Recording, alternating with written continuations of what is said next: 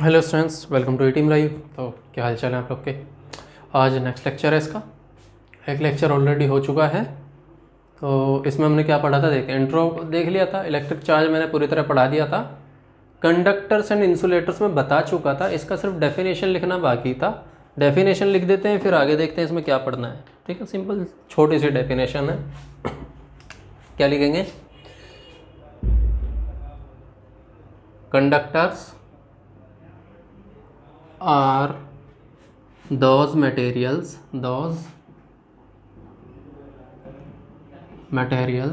through which electricity, क्या लिखोगे? Electricity. यहां पर करना क्या है, कंडक्टर्स इंसुलेटर में चार्ज भी लिख सकते हो, इलेक्ट्रिसिटी बात एक ही है, दोनों सेम ही चीज है। ठीक है, इलेक्ट्रिसिटी या चार्ज कैन फ्लो, ये हो गए कंडक्टर्स के डेफिनेशन। उसके बाद क्या आता है? इंसुलेटर्स। ठीक है, इंसुलेटर्स में क्या लिखोगे? इंसुलेटर्स आर दोज मटेरियल्स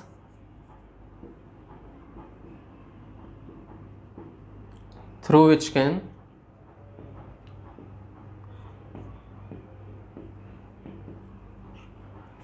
क्या लिखा था? इलेक्ट्रिसिटी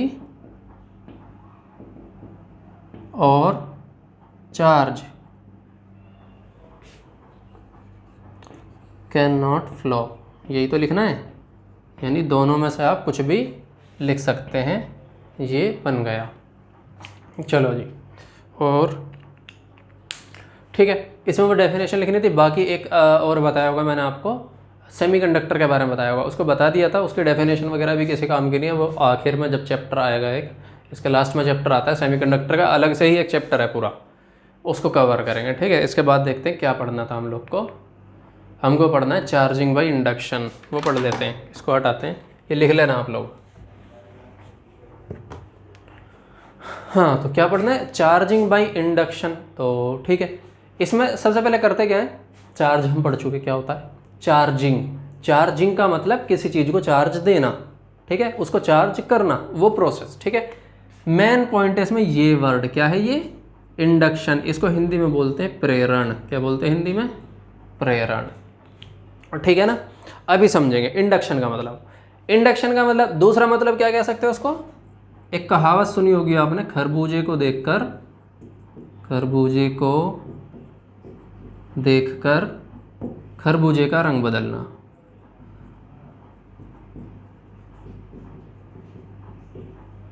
ये आपने सुना होगा। ठीक है, मतलब क्या है इस बात का? मतलब सिंपल सा ये है, किसी दूसरी चीज को देखकर उसके जैसा हो जाना, यही तो है सिंपल, कोई ज़्यादा अलग थोड़ी है इसमें। ठीक है, तो इंडक्शन में यही होता है। इंडक्शन में होता क्या है? चार्ज की बात कर रहा है ना। इंडक्शन में होता क्या है, एक अनचार्ज ऑब्जेक्ट है जिस पर कोई चार्ज नहीं, और दूसरा चार्ज ऑब्जेक्ट है। तो अनचार्ज वाला ऑब्जेक्ट जिस पर कोई चार्ज नहीं, दूसरे चार्ज ऑब्जेक्ट के पास आते ही, पास मतलब टच में नहीं आएगा, थोड़ा सा पास आएगा सिर्फ, ठीक है ना, बीच में सेपरेशन रहेगा। ठीक है, पास आते ही खुद चार्ज होने लगेगा, तो उसको क्या बोला हमने?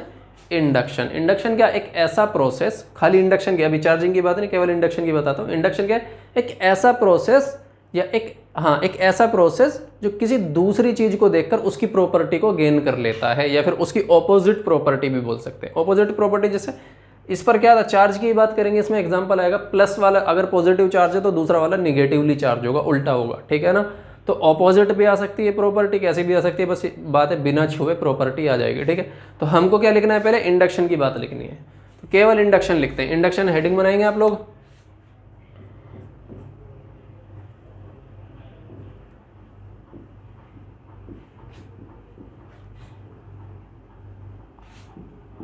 A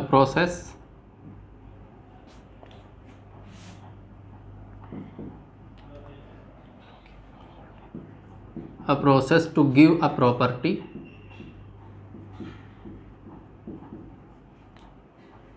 any object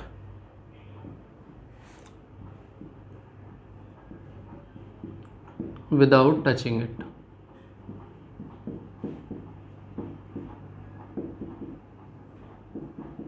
ग्रामर आप लोग सही कर लेना, ठीक है। क्या था? एक ऐसा प्रोसेस जो किसी ऑब्जेक्ट को प्रॉपर्टी, कोई प्रॉपर्टी, मतलब अभी कोई भी रैंडम प्रॉपर्टी की बात हो रही, कोई भी रैंडम प्रॉपर्टी देने के लिए इस्तेमाल किया जाता है विदाउट टचिंग इट, उसको छूना नहीं है बस, ठीक है ना, दूर से ही ऐसे ही बस बोल दिया, बैठ गया दिमाग में, ठीक है, बस उसी को बोलते हैं प्रेरण, ठीक है। या फिर देखा होगा मोटिवेशनल होते हैं, मोटिवेशन, ये वर्ड सुना होगा, मोटिवेशनल स्पीकर होते हैं, करते क्या है, सीधा सिर्फ बातें बताते हैं, ठीक है। ऐसा तो नहीं है कि डाटा केबल कंप्यूटर में लगाया और आपके दिमाग में लगा दिया और हो गए आप चार्ज, ये आपको मिल गया मोटिवेशन, ऐसा नहीं है। बातों से ही सीधा आपको मोटिवेशन मिलता है, बातों से ही आपको मतलब वहाँ पर प्रेरण मिलता है, प्रेरित होते हैं आप लोग, ठीक है ना। तो मतलब वहाँ पर इंडक्शन वाला प्रोसेस काम कर रहा है, ठीक है, बिना छुए आपको, ठीक है। चलो जी, अब ना इसको चार्जिंग बाय इंडक्शन को समझते हैं। चार्जिंग बाय इंडक्शन में होता क्या है, देखो कुछ इस तरीके से काम करता है, या इसका एक एग्जांपल, इसी के बाद उस एग्जांपल को सॉल्व करना शुरू करते हैं सीधा, उसी में आपको पूरा प्रोसेस समझ आ जाएगा। इसको लिख लेना।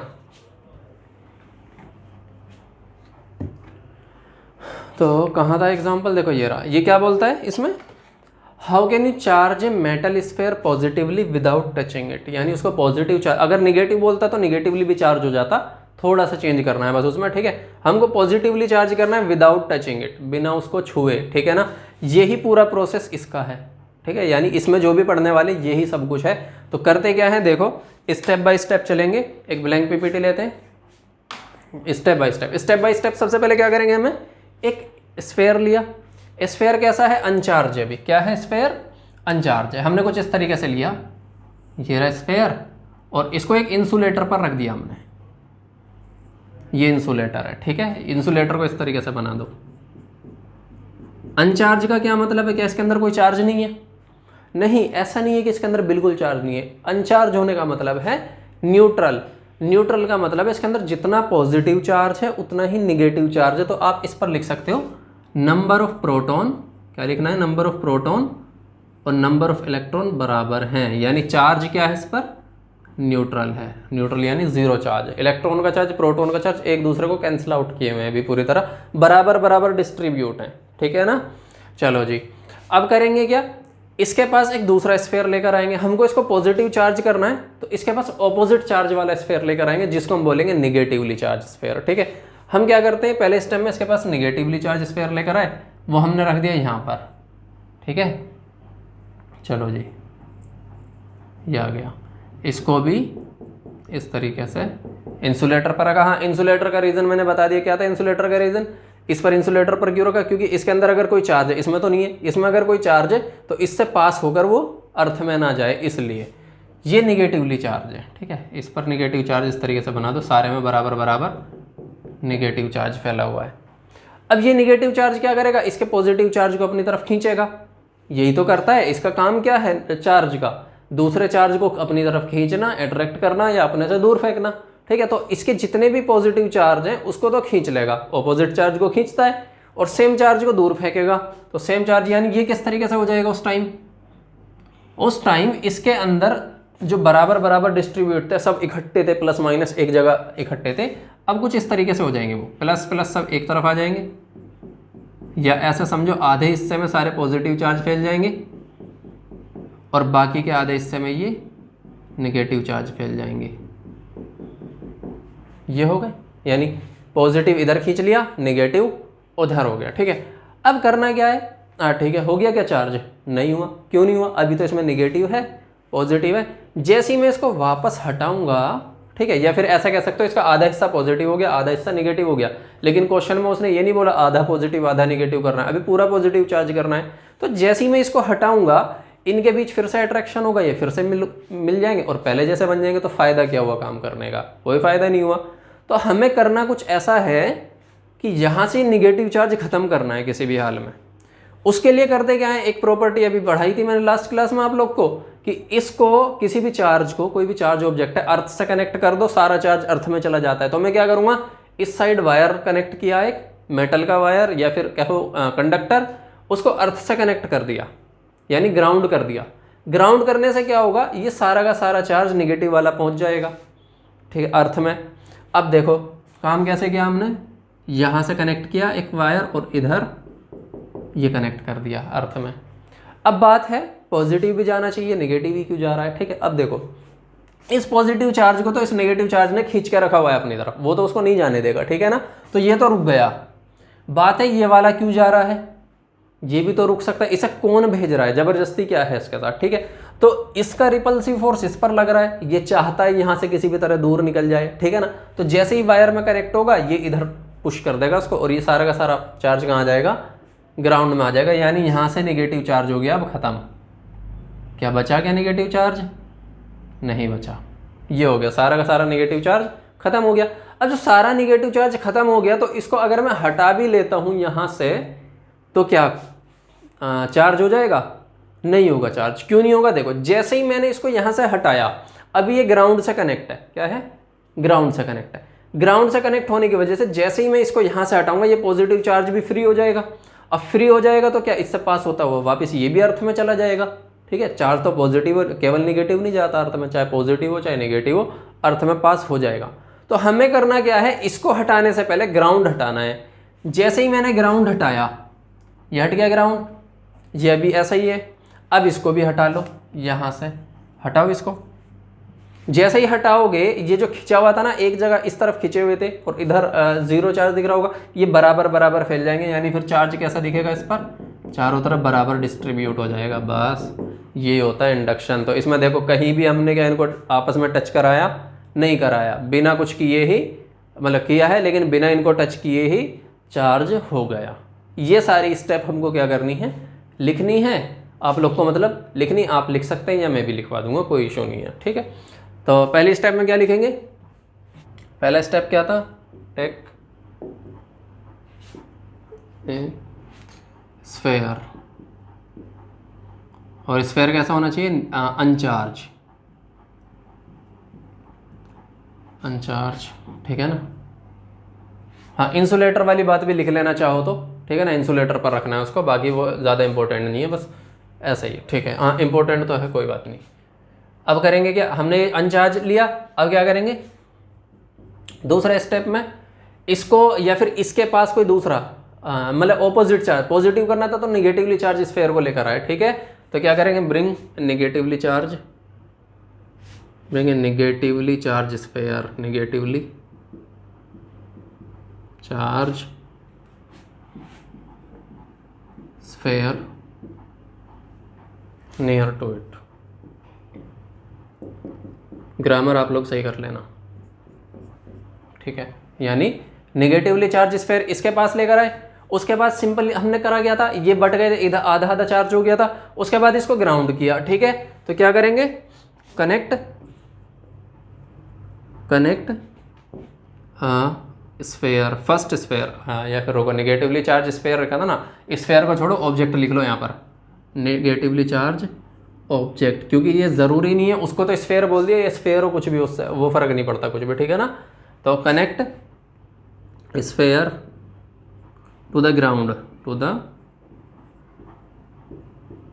ग्राउंड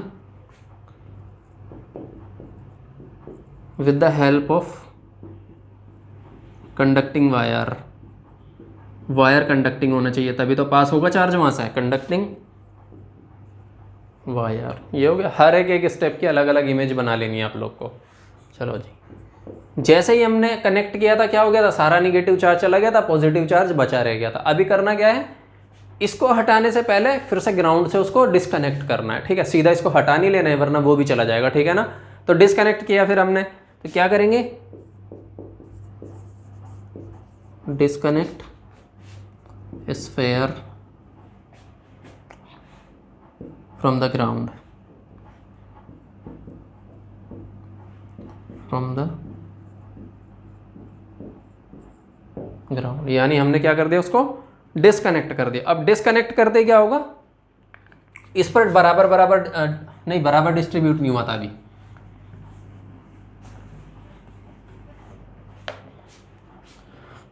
तो डिस्कनेक्ट करते क्या हुआ था, ये वाले ने खींच कर रखा हुआ, अब इसको हटा लो, उस पर बराबर फैल जाएगा, ठीक है ना।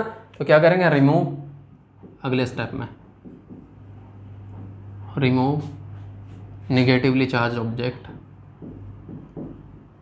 नेगेटिवली चार्ज ऑब्जेक्ट, ठीक है, हो गया। यानी इसके बाद आखिरी स्टेप क्या था, स्टेप क्या था वो, बल्कि कंक्लूजन था ना वो तो लास्ट में। Hence then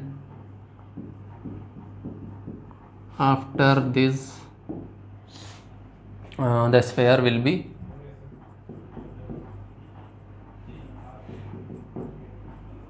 positively charge.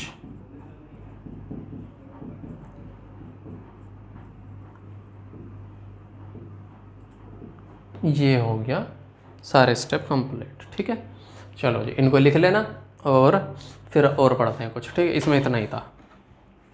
तो कहाँ था क्वेश्चन, ये था। ठीक है, चलो तो आगे बढ़ते हैं। अब ये क्या हो गया, charging induction, charging by induction हमने पढ़ चुका। जो इसमें प्रोसेस है ना, मतलब पूरा प्रोसेस यही है, उसमें कुछ अलग से लिखना नहीं है, यही सारी चीज़ें लिखनी होती है उसमें। ठीक है, हाँ अगर यह निगेटिवली पूछा होता तो जो हम निगेटिवली चार्ज लाए थे उसकी जगह पॉजिटिव यानी ऑपोजिट चार्ज वाला ऑब्जेक्ट लेकर आओ, ऐसे ही काम चलता रहेगा सब कुछ। चलो basic properties of electric charge. तो प्रॉपर्टीज में पढ़ते क्या क्या है, एक आती है एडिटिव प्रॉपर्टी। ठीक है, एडिटिव प्रॉपर्टी मतलब हमने दो तरह की क्वांटिटीज़ पढ़ी है 11th में, आप लोगों ने पढ़ी होगी। एक होती है स्केलर और एक होती है वेक्टर। स्केलर और दूसरी होती है वेक्टर। ठीक है, फर्क क्या था, इसमें डायरेक्शन मैटर नहीं करती, इसमें डायरेक्शन मैटर करती थी। ये वेक्टर ये क्या बोलते हैं, ये वेक्टर अलजेब्रा का रूल फॉलो करती है, यानी वेक्टर के हिसाब से ऐड होती है। ये नॉर्मली साइन कन्वेंशन के हिसाब से ऐड की जाती है, सब्ट्रैक्ट की जाती है। ठीक है, इसमें साइन मैटर करता है और इसमें डायरेक्शन मैटर करती है। ऐसा कह सकते हो कि इसमें क्या मैटर करता है, साइन यानी प्लस है या माइनस, और इसमें क्या मैटर करता है, डायरेक्शन, कि किस डायरेक्शन में है। दोनों अलग अलग होता था, ये सब अच्छे से पढ़ा हुआ है। ठीक है, 11th क्लास में बहुत डिटेल में पढ़ाया जाता है ये। चलो जी, तो अब करना क्या है, एडिटिविटी ऑफ चार्जेस में देखना है, स्केलर के हिसाब से जोड़ना है या वेक्टर के हिसाब से जोड़ना है। तो सिंपल, चार्ज कैसी क्वांटिटी थी, स्केलर क्वांटिटी थी। अगर मैं नहीं बता पाया हूं तो फिर से बता दे रहा हूं कि चार्ज कैसी क्वांटिटी है, स्केलर क्वांटिटी है, उसमें डायरेक्शन का कोई कॉन्सेप्ट नहीं है। अभी तक हमने कहीं भी ऐसा कुछ नहीं पढ़ा जिससे डायरेक्शन चेंज करने पर फर्क पड़ रहा हो। लाइक अगर यहाँ पर 2 कूलाम चार्ज है, कितना है, +2 कूलाम। ठीक है, और ठीक इसी जगह पर मैंने -1 कूलाम चार्ज रख दिया। ठीक है, चाहे इसकी जगह मैं इस साइड इस पर -1 कूलाम चार्ज रख दूं, तो इसके डायरेक्शन चेंज करने से, यानी यहाँ की जगह यहाँ रखने से ना, इस पर कोई फर्क नहीं पड़ेगा। ये टोटल एक साथ ऐड किया जाएगा, सब्ट्रैक्ट किया जाएगा। तो कैसे ऐड होंगे, ये स्केलर के तरीके से। ठीक है ना, तो इन सब को हटाओ, सिंपल रखना क्या है, स्केलर एडिशन, सीधा ये लिख देना। कैसा होता है एडिशन इसका, स्केलर एडिशन, यानी ये साइन के हिसाब से जोड़े जाते हैं, साइन प्लस या माइनस, ये वाले। ठीक है, अब जोड़ने घटाना आपने पहली दूसरी क्लास से सिखा दिया जाता है, बल्कि सॉरी 6th या 7th से सिखा दिया जाता है। दोनों प्लस है तो ऐड कर दो, दोनों माइनस है तो भी ऐड कर दो, प्लस माइनस है तो घटा दो। साइन आपको पता है, दोनों प्लस है तो प्लस आएगा, दोनों निगेटिव है तो निगेटिव आएगा। एक प्लस और एक माइनस है तो जो दोनों में से ग्रेटर होगा उसका साइन आ जाएगा, बस इतना सा होता है। ठीक है ना, तो इसमें कोई बड़ी बात नहीं है, कोई बड़े तुमको तीर नहीं चलाने, सिंपल चीज़ है बिल्कुल। चलो जी, अभी देखते हैं और करना क्या है। चार्ज इज कंजर्व्ड, ये दूसरी प्रॉपर्टी है इसकी, कंजर्व। तो सबसे पहले पढ़ते हैं कंजर्वेशन। ठीक है, चार्ज को बाद में पढ़ देंगे। कंजर्वेशन का मतलब क्या होता है, कंजर्वेशन का सिंपल ये मतलब है, यूनिवर्स में जितनी भी चीज़ें हैं सब की सब लिमिटेड हैं, कोई भी अनलिमिटेड नहीं है। ठीक है, ये थेनोस का डायलॉग सुन लिया होगा आप लोगों ने। चलो, तो कंजर्वेशन पढ़ना है। कंजर्वेशन क्या है, सबसे पहले केवल कंजर्वेशन पढ़ते हैं। Conservation law of conservation. हाँ, एक चीज़ का याद रखना, यहाँ पर लिखा है कंजर्वेशन ऑफ चार्ज, यानी चार्ज कंजर्व कहीं पढ़ा होगा आपने, मास कंजर्वेशन कहीं पढ़ा होगा आपने, एनर्जी कंजर्वेशन। मैं बात कर रहा हूँ खाली कंजर्वेशन की, ओनली कंजर्वेशन। ठीक है, लॉ ऑफ कंजर्वेशन, किसी की बात नहीं कर रहा अभी मैं, सिर्फ लॉ ऑफ कंजर्वेशन की बात कर रहा हूँ। लॉ ऑफ कंजर्वेशन क्या कहता है, इस यूनिवर्स में जितनी भी चीज़ें हैं सब लिमिटेड है। क्या है, जितनी भी चीज़ें लिमिटेड है। तो क्या लिखोगे, everything is limited in universe. ठीक है, यानी यूनिवर्स में सारी की सारी क्या चीज़ें लिमिटेड है, नथिंग कैन बी, क्या लिखोगे, नथिंग कैन बी फॉर्म्ड, ना तो कोई चीज़ बनाई जा सकती है, and nothing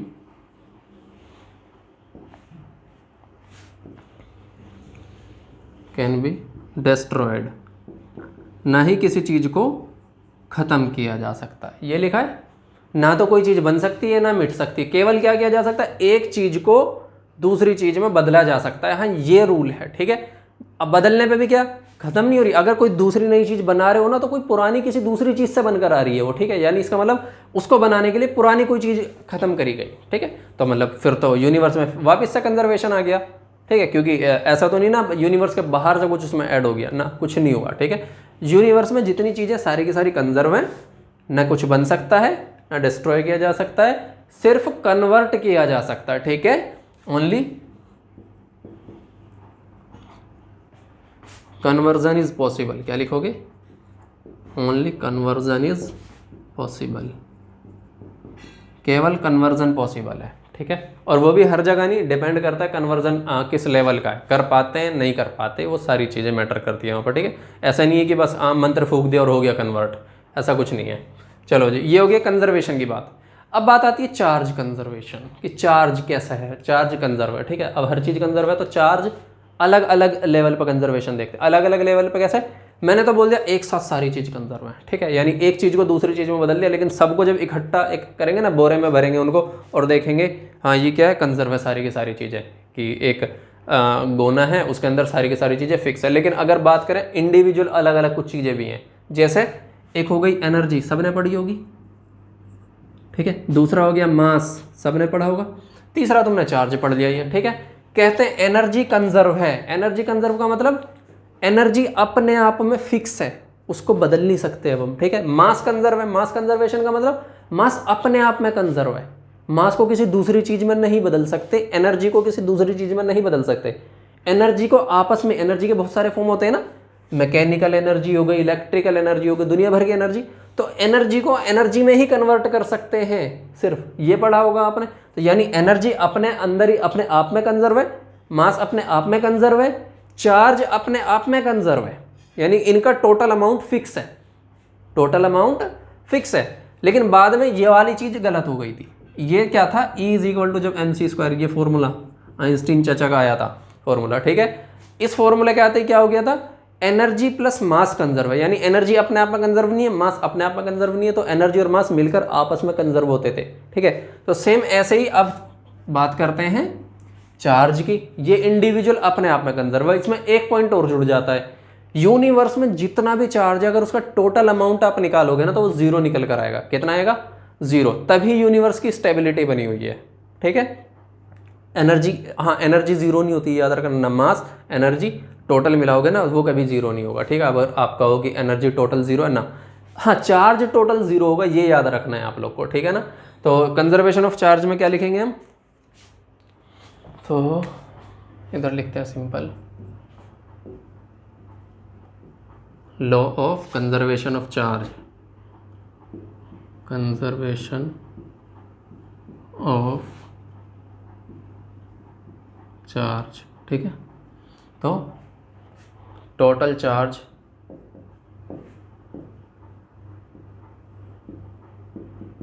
in universe is conserved, ये हो गया। यानी यूनिवर्स के अंदर जितना भी चार्ज है सबका सब क्या पूरा कंजर्व्ड है। आगे क्या लिखोगे, चार्ज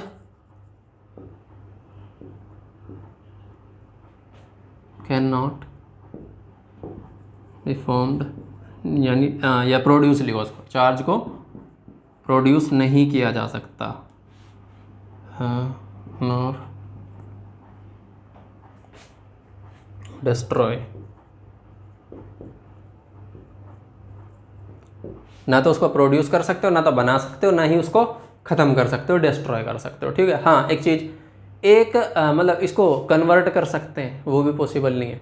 पॉजिटिव चार्ज पॉजिटिव ही रहेगा भाई, दो कन्वर्ट का क्या मतलब, एनर्जी कंजर्वेशन, एनर्जी कन्वर्ट बताया था ना, कि इलेक्ट्रिकल को मैकेनिकल में, मैंने मैकेनिकल को इलेक्ट्रिकल में, और भी कई सारे फॉर्म। इसमें दो ही टाइप के चार्ज हैं, पॉजिटिव चार्ज है, निगेटिव चार्ज है। पॉजिटिव को निगेटिव में, निगेटिव को पॉजिटिव में कतई पॉसिबल नहीं है। पॉजिटिव पॉजिटिव ही रहेगा, निगेटिव निगेटिव ही रहेगा, इसका कन्वर्जन भी पॉसिबल नहीं है। समझ आया कि नहीं आया? ठीक है, तो फिर आता कहाँ से है चार्ज, यही बात चल रही थी ना अभी। ठीक है, अभी किसी चीज़ को रफ कर रहे थे, तो वो कॉन्सेप्ट में भी मैं लास्ट क्लास में बता चुका आप लोग को कि इलेक्ट्रॉन एक ऑब्जेक्ट से उतरकर दूसरे ऑब्जेक्ट पर जाते हैं। ठीक है, यहाँ से इलेक्ट्रॉन निकले इस पर आ गए, या फिर इससे इलेक्ट्रॉन निकले इस पर आ गए, तो जिस पर इलेक्ट्रॉन आ गए उस पर चार्ज आ गया, जिस पर इलेक्ट्रॉन कम हुए उस पर भी चार्ज आ गया। ये होता है बस। ठीक है ना, यानी बनाया नहीं अलग से, चार्ज पहले से था, बस इधर से हटाकर इधर भेज दिया, इधर से हटाकर इधर भेज दिया, चार्ज पहले से था, बना नहीं नया। ठीक है ना, चलो जी, तो उसको डिस्ट्रॉय नहीं किया जा सकता। हाँ, दूसरी चीज़ क्या बताया था मैंने, टोटल चार्ज यूनिवर्स का 0 है, ये पॉइंट ऐड कर लो इसमें। तो total amount of charge of universe is 0। ये बात क्यों बोली मैंने? अगर मतलब चार्ज है ही नहीं, 0 का मतलब चार्ज है ही नहीं ना, ऐसा नहीं है। क्यों नहीं है? 0 क्यों कहा? 0 इसलिए कहा, यूनिवर्स में जितना पॉजिटिव चार्ज है उतना ही निगेटिव चार्ज है। ठीक है, अभी बताया था ना, कोई भी न्यूट्रल ऑब्जेक्ट का मतलब क्या होता है, उसमें number of proton, number of electron, ये क्या होते हैं, बराबर होते हैं। तो यूनिवर्स में जितना भी सारा का सारा मटेरियल है ना, जितना भी आप लोग देखते हैं, हर किसी को रिसर्च करो, हर किसी के बारे में पढ़ो, उसमें number of proton, number of electron total क्या निकलेंगे, बराबर ही निकलेंगे। अगर कोई ऑब्जेक्ट ऐसा मिल जाता है, मान लो एक ऑब्जेक्ट ऐसा मिल गया जिसमें इलेक्ट्रॉन एक फालतू है, तो एक फालतू होने का मतलब है वो इलेक्ट्रॉन किसी दूसरी जगह से आया हुआ है, इसका मतलब वहाँ कम है। ठीक है, तो वहाँ एक प्रोटॉन फालतू हो जाएगा। ठीक है, तो उसको फिर बैलेंस करके वापस भेजोगे, फिर से बैलेंस हो जाएगा। यानी यूनिवर्स में काउंट करते जाओ, number of proton, number of electron बराबर मिलेंगे। अब बराबर मिलेंगे, दोनों पर चार्ज सेम होता है, ऑपोजिट होता है, एक पे प्लस होता है, एक पे माइनस होता है, यानी पॉजिटिव निगेटिव होता है, दोनों कैंसिल आउट करेंगे, टोटल कैंसिल आउट करके क्या आ जाएगा, 0 आ जाएगा। तो टोटल अमाउंट की बात करें तो 0 है। रीजन लिख देना, रीजन क्या था, बिकॉज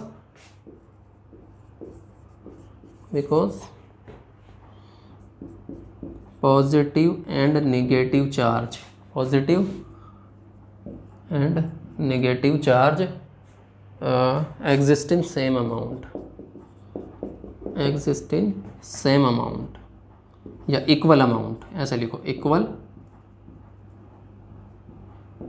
अमाउंट इन यूनिवर्स, है ना, ये बात हो गई।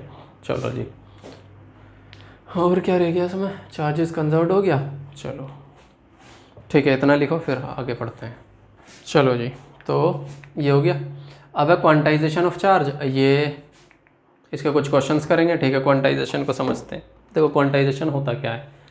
क्वांटाइजेशन सिंपल ये कहता है, कोई भी चार्ज है, या फिर समझो एक ऐसा समझो, कोई दूसरा रैंडम एग्जांपल लेते हैं, छोड़ो यार। क्वांटाइजेशन ऑफ चार्ज है, वो कहता है क्या, यूनिवर्स में जितना भी चार्ज है उसमें से आपने कोई एक चार्ज उठा लिया। चार्ज उठाने का मतलब है आपने कंसिडर किया कहीं पर 1 कूलम चार्ज है, प्लस या माइनस कुछ भी कंसिडर कर लो, प्लस या माइनस कुछ भी, 1 कूलम चार्ज है। तो ये 1 कूलम चार्ज छोटे छोटे चार्ज से मिलकर बना होगा। किससे मिलकर बना होगा, छोटे छोटे चार्ज से। अगर ये छोटे छोटे चार्ज से मिलकर बना होगा तो उसकी जो वो यूनिट है ना, छोटे चार्ज, बिल्कुल बेसिक यूनिट पर आ जाओ।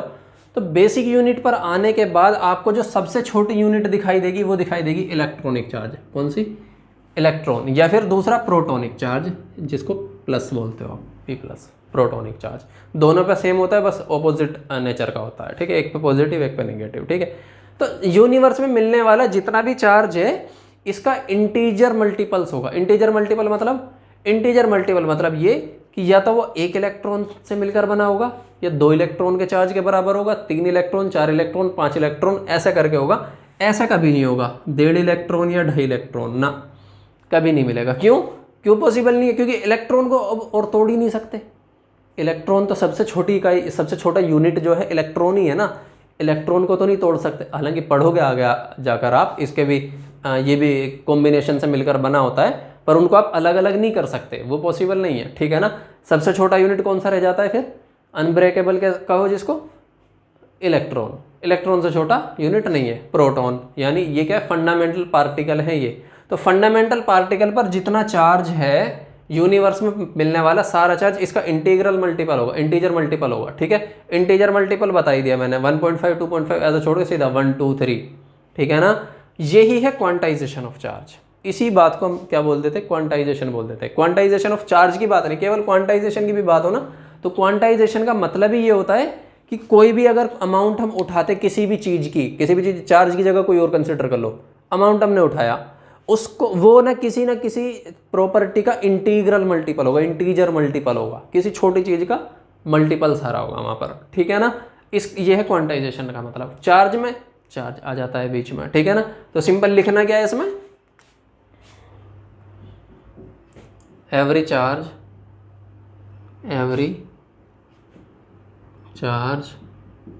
इन यूनिवर्स, या every charge found in universe.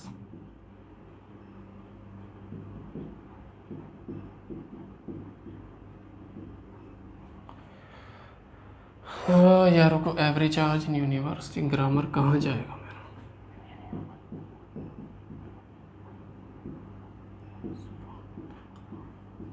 Found in the form of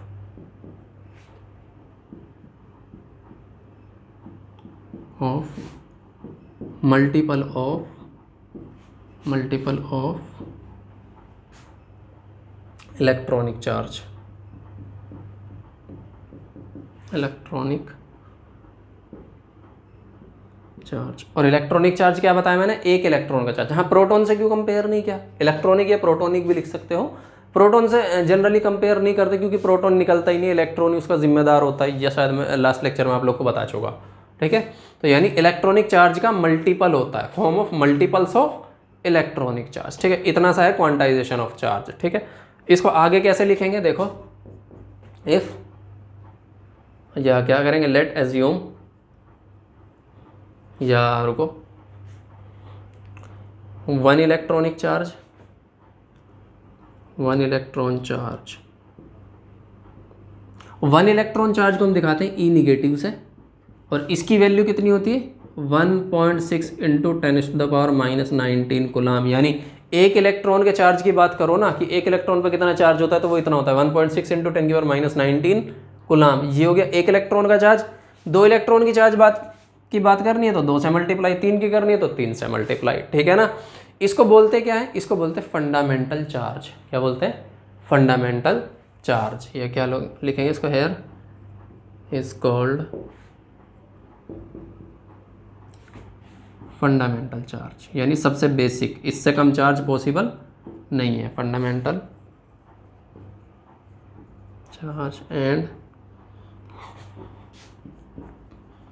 there are no charge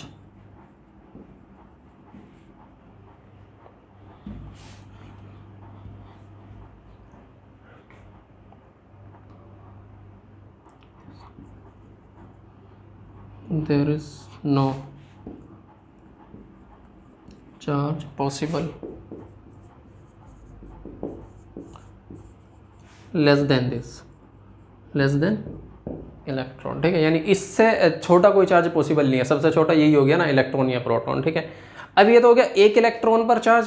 अब एज्यूम करो एक इलेक्ट्रॉन से ज़्यादा कितने आ जाएं, 2 इलेक्ट्रॉन आ जाए, 3 आ जाए या 4 आ जाए, तो वहाँ से बस हम फॉर्मूला बना देंगे। फॉर्मूला सिंपल क्या रहेगा, यहाँ लिख देते हैं उसको, ठीक है। Late assume any object have n electrons in excess ही क्यों बोला वर्ड मैंने यहाँ, केवल n इलेक्ट्रॉन भी तो लिख सकता था। तो n इलेक्ट्रॉन तो वैसे भी नॉर्मल स्टेट में पॉसिबल है ना। मान लो ये इलेक्ट्रॉन ऑब्जेक्ट बनाया मैंने, इस पर n इलेक्ट्रॉन है और ये न्यूट्रल है। अगर ये न्यूट्रल है तो n इलेक्ट्रॉन के बराबर n प्रोटॉन भी होंगे इस पर, ठीक है।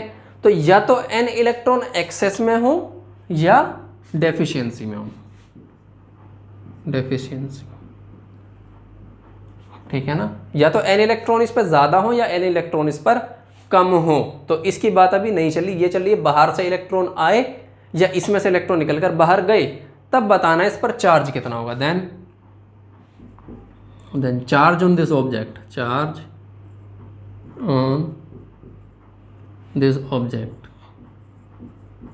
ठीक है। क्या लिखेंगे, Q से दिखाते हैं इसको, Q is equal two plus या माइनस n और इसमें मल्टीप्लाई कर दो E की। E क्या है, ये वाला, यानी जितने इलेक्ट्रॉन पर चार्ज है उतने की मल्टीप्लाई कर दो जितने नंबर ऑफ इलेक्ट्रॉन्स है। प्लस माइनस क्यों लगाया, अगर एक्सेस में इलेक्ट्रॉन है तो निगेटिव, डेफिशिएंसी में है तो पॉजिटिव, ठीक है ना। ये हो गया सिंपल सी बात। चलो जी, करना क्या, इसको लिखो और उसको लिखो। चलो और पढ़ते हैं। तो फॉर्मूला पढ़ चुके, अब इसके दो एग्जाम्पल हैं। पहले ये देखते हैं, ये क्या बोलता है, देखो ये बोलता है if 10⁹ electron move out of a body, यानी out of a body to another body every second, एक सेकंड में 10⁹ इलेक्ट्रॉन निकल रहे हैं वहाँ से, ठीक है। How much time is required to get a total charge of 1 coulomb on the other body.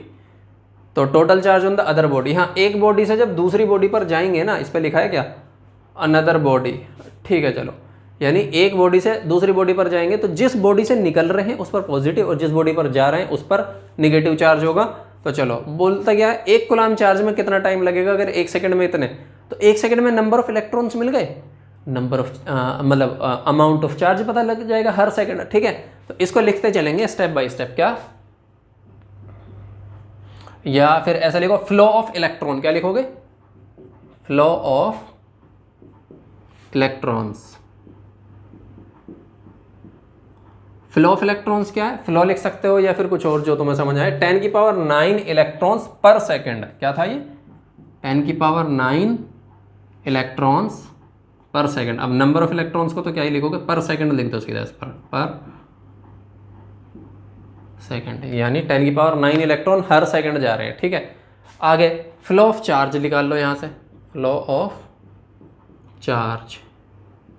Flow of charge कैसे निकालोगे, सिंपल, इलेक्ट्रॉन पता है, एक इलेक्ट्रॉन के चार्ज से मल्टीप्लाई करो, एक इलेक्ट्रॉन के चार्ज से मल्टीप्लाई करो कैसे, n की वैल्यू तो हो गई ये और ये हो गई ये 1.6 इंटू 10⁻⁻ कितना, -19 पर सेकंड, यानी एक सेकंड में एक बॉडी से दूसरी बॉडी पर इतना चार्ज जा रहा है। तो इसको कैलकुलेट करोगे कितना आएगा, 1.6 इंटू 10⁻⁻ कितना, -10 पर सेकंड, यानी इतना टाइम लग रहा है। उसके बाद उसने बोला क्या, 1 कूलम चार्ज को ट्रांसफ़र होने में कितना टाइम लगेगा। तो करना क्या, सिंपल, 1 कूलम को इससे डिवाइड कर देंगे, हमारा टाइम निकल कर आ जाएगा, ठीक है। ओ सॉरी, चार्ज है ना ये, कूलम पर सेकंड में आएगा, ये कूलम पर सेकंड, तो ये भी किस में आएगा, कूलम पर सेकंड, ठीक है। चार्ज बन गया ना, वो नंबर ऑफ इलेक्ट्रॉन था, तो ठीक है। क्या पूछा था, टोटल चार्ज 1 कूलम, तो टाइम रिक्वायर्ड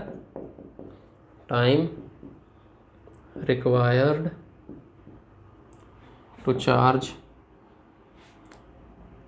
ट्रांसफर 1 कूलम, तो टाइम को t से दिखा लो जैसे तुम्हारा मन करे।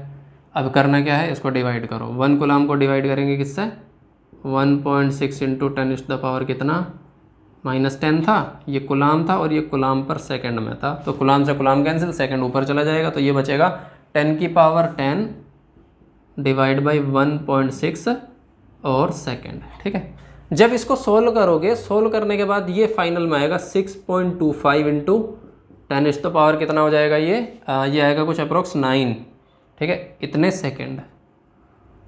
और जब इसी को थोड़ा और अप्रोक्सीमेट करोगे तो ये कुछ आएगा 198 ईयर्स, यानी 1 कूलम चार्ज होने में ना इतना टाइम लग जाएगा, कोई छोटा मोटा टाइम नहीं। और वैसे भी इसको कभी इमेजिन करके देखना, 1 कूलम चार्ज बोलने में बड़ा आसान सा लगता होगा, 1 कूलम में बहुत ज़्यादा अमाउंट होता है ये, ठीक है ना, कोई छोटा मोटा अमाउंट नहीं होता।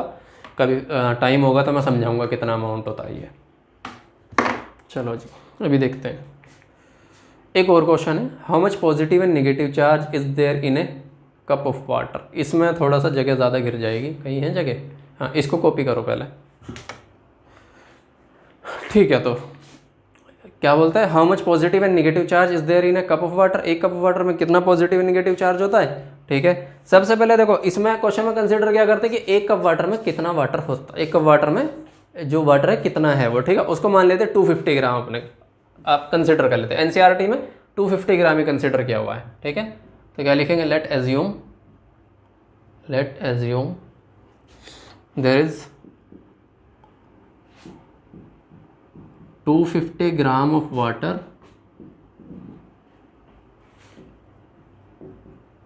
इन ए कप, ठीक है ना। यानी एक कप में हमने 250 ग्राम वाटर कंसीडर कर लिया। अब वाटर क्या है? H2O। क्या है वाटर का फॉर्मूला? Simple H2O। हमको सबसे सिंपल अगर चार्ज पता लगाना है, चार्ज का हमने फॉर्मूला पढ़ा है Q is equal to N E पता है, N पता लगाना है हमको। N क्या है? Number of electron. Number of electron कितने में पता लगाने हैं? 250 ग्राम वाटर में। 250 ग्राम वाटर में नंबर ऑफ इलेक्ट्रॉन पता लगाने का सिंपल तरीका क्या होता है? नंबर ऑफ मॉलिक्यूल्स पता लगा लो, या नंबर ऑफ एटम्स पता लगाओ, नंबर ऑफ मॉलिक्यूल्स पता लगाओ। नंबर ऑफ मॉलिक्यूल्स पता लगाने के लिए आवागाद्रो नंबर आएगा आगे, जिसको हम Na से दिखाते हैं, ठीक है। आवागाद्रो नंबर से पहले नंबर ऑफ मोल पता लगाने हैं हमको, तो इसको क्या करते हैं? उल्टा चेन कैसे बनेगा देखो। सबसे पहले तुमको पता लगाना है number of electron and proton, मतलब लास्ट में। इसको पता लगाने के लिए पता होना चाहिए नंबर ऑफ एटम्स। क्या पता होना चाहिए? एक एटम पता चलेगा तभी तो नंबर ऑफ इलेक्ट्रॉन पता चलेंगे। एटम पता लगाने के लिए पता क्या होना चाहिए? कितने मॉलिक्यूल हैं। मॉलिक्यूल पता लगाने के लिए क्या पता होना चाहिए? कितने मोल हैं। और मोल पता लगाने के लिए क्या होना चाहिए? फॉर्मूला प्लस क्वांटिटी यानी ग्राम वैल्यू। अब हमें पता है फॉर्मूला वाटर का क्या होता है? ग्राम वैल्यू हमको पता है 250 ग्राम में, तो यहाँ से मोल पता लगाएंगे। मोल से क्या हो गया ये? ठीक है चलो, ठीक है ना। अभी देखो करते क्या है, उसका पहले वो पता लगाते हैं, मोलिकुलर वेट पता लगाते हैं।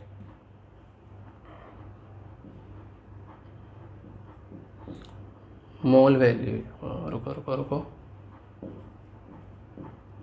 मोलिकुलर वेट, क्या लिखा हमने? Molecular weight of water. अब वाटर क्या है? H2O, वाटर यानी H2O। मोलिकुलर वेट कितना होता है वाटर का? हाइड्रोजन का होता है 1 और 2 हाइड्रोजन है तो ये हो गया 2। ऑक्सीजन का होता है 16 तो ये हो गया 16। ऐड करो दोनों को, ये हो जाएगा 18। यानी मोलिकुलर वेट कितना है इन दोनों? इसका एक मोलिक्यूल की बात हो रही है, ठीक है, H2O का केवल 18। अब हमें मोलिकुलर वेट पता है, ये पता है, तो मोल निकाल लेते हैं हम, ठीक है। Number of moles, number of, या मोल वैल्यू लिखो उसको सीधा, मोल वैल्यू ऑफ 250 ग्राम वाटर। क्या लिखेंगे सीधा? 250 ग्राम वाटर। तो 250 ग्राम वाटर का नंबर ऑफ मोल पता लगाएंगे तो सिंपल ये हो जाएगा, ग्राम वैल्यू डिवाइड बाई 18। इसको 18 से डिवाइड कर दो सीधा, 250 डिवाइड बाई 18, इतने मोल्स, यानी ये हो गया, ठीक है। 250 ग्राम में कितने होते हैं? 250 ग्राम में इतने मोल वाटर होता है, ठीक है। अब मोल पता लग गया। मोल जैसे ही पता लग जाएगा हमको नंबर ऑफ मॉलिक्यूल्स पता लगा लेंगे। क्या पता लगा लेंगे? Number of molecules. Number of molecules पता लगाने का सिंपल तरीका Na से मल्टीप्लाई कर दो। Na क्या है? आवागाद्रो नंबर। Na क्या है? आवागाद्रो। वैल्यू कितनी होती है? 6.023 इंटू 10⁻23, ये होती है इसकी वैल्यू। इससे मल्टीप्लाई कर दो, नंबर ऑफ मॉलिक्यूल निकल कर आ जाएंगे, ठीक है ना। तो हाँ लिखो, number of molecule, number of molecule in 250 gram water, ठीक है। तो इसमें मल्टीप्लाई करेंगे, 250/18 था ना ये, 250/18 इंटू Na क्या था हमारे पास? ये 6.023 इंटू 10⁻23, इतने हो गए नंबर ऑफ मॉलिक्यूल। समझ आया? एक मॉलिक्यूल कितना है? इतना। एक मॉलिक्यूल कितना है? ये। एक मॉलिक्यूल में हम नंबर ऑफ इलेक्ट्रॉन पता लगा लेते हैं। नंबर ऑफ इलेक्ट्रॉन पता लगाएंगे तो इससे मल्टीप्लाई करके टोटल नंबर ऑफ इलेक्ट्रॉन पता चल जाएंगे। क्या लिखते हैं इधर? Number of electrons in A molecule, यानी H2O की बात हो रही है, ठीक है ना। यानी H2O के एक मॉलिक्यूल। अब देखो हाइड्रोजन में कितने इलेक्ट्रॉन होते हैं? 1। 2 हाइड्रोजन है तो 2 इलेक्ट्रॉन हो गए, ठीक है। ऑक्सीजन में होते हैं 8 इलेक्ट्रॉन, यानी टोटल इलेक्ट्रॉन कितने हो गए? 10। अब क्योंकि न्यूट्रल रहता है वाटर, चार्ज तो होता नहीं है, नॉर्मल स्टेट देखो न्यूट्रल है, तो 10 इलेक्ट्रॉन है, मतलब 10 ही प्रोटॉन होंगे। तो जितना इलेक्ट्रॉन की वजह से आएगा उतना प्रोटॉन की वजह से आ जाएगा, ठीक है। क्या लिखोगे? Number of electron in 250 gram of water, gram, तो 250 ग्राम वाटर, देखो नंबर ऑफ मॉलिक्यूल पता है, एक मॉलिक्यूल में 10 इलेक्ट्रॉन है तो 10 से मल्टीप्लाई कर दो, कितना आ जाएगा 250/18 इंटू 6.023 इंटू 10⁻23 इंटू 10, ये आ गया number of number of electrons in water. ठीक है, अब नंबर ऑफ इलेक्ट्रॉन पता चल गया, जिसको हम दिखाते हैं कैपिटल एन से। किससे दिखाते हैं? कैपिटल एन से। अब चार्ज निकाल दो बस, यानी नेगेटिव चार्ज निकालते हैं पहले। Negative charge in 250 gram water, 250 gram water. Q से दिखा दो इसको, क्यू नेगेटिव लिख दो, ठीक है ना, क्यू नेगेटिव।